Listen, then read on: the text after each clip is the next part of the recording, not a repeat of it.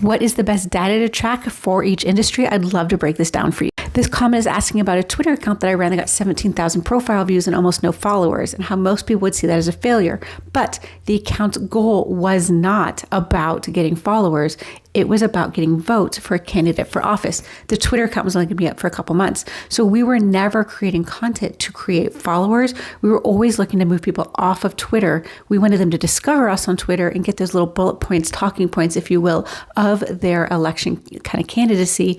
But we really wanted to move them over to their website so they could sign up for reminders to vote, because that's what really mattered. If they didn't get elected into office, none of the rest of it mattered. Or reelected, actually. So let me show you how this works, because what we want to do is get very, very specific on our objective, and then you decide what you're going to track, and that is how you know you're successful. Because otherwise you're just throwing shit at the wall. You're thinking, is this working? Is it not working? Should I try more? Should I try a whole new system? And you just end up kind of spinning your wheels and often quitting social media, or barely posting, or giving up on some of your profiles because you just don't have a strategy and you don't know what to do next. And the reason you don't know what to do next is because you don't know what your data says and how to read it. The data exists. Let's just figure out how to read it. So the first thing we want to do is get really super, super clear on that objective. So are you looking to just build awareness? For example, like that's if for your startup or you have invented a new product or service, you have to just raise awareness that you exist.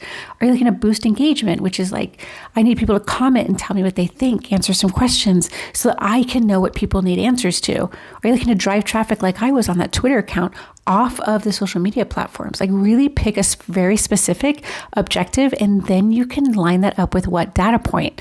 And you know what? I'll tell you right now, this is at jasminepartita.com/podcast, because I did a whole podcast episode on this. So one of my favorite things to point out here is for the first one, which is brand awareness, and just that's really just visibility and views. I want you to really track a combination of two things.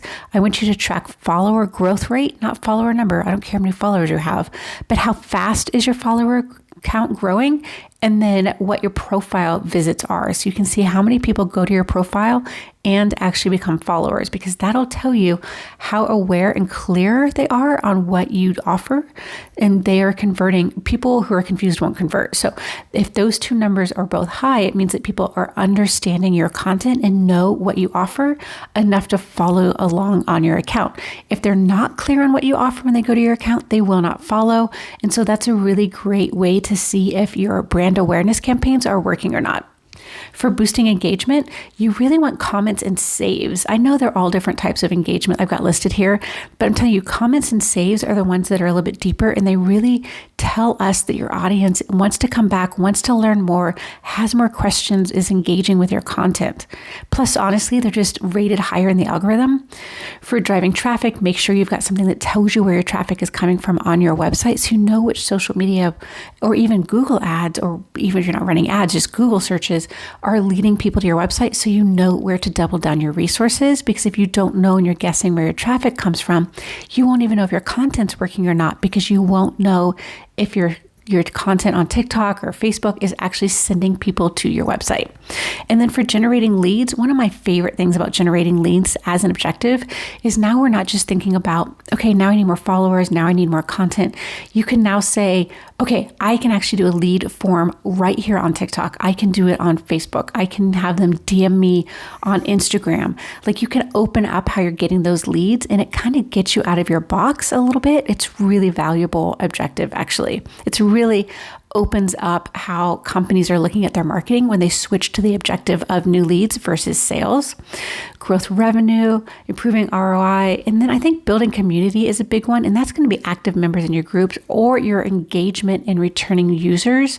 That's really an important piece of data for if you're building community on your page or not. So really think about your goal. At the end of the day, I know it's sales, but what part of building your sales are you working on? Are you working on testing your funnel? Are you working on building community on your page?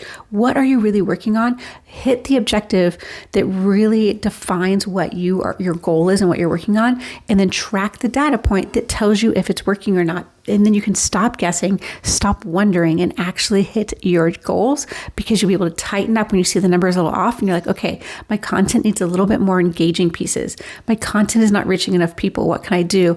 And now you're problem solving something very specific that matches your objective versus just trying to create content every day and hoping something happens.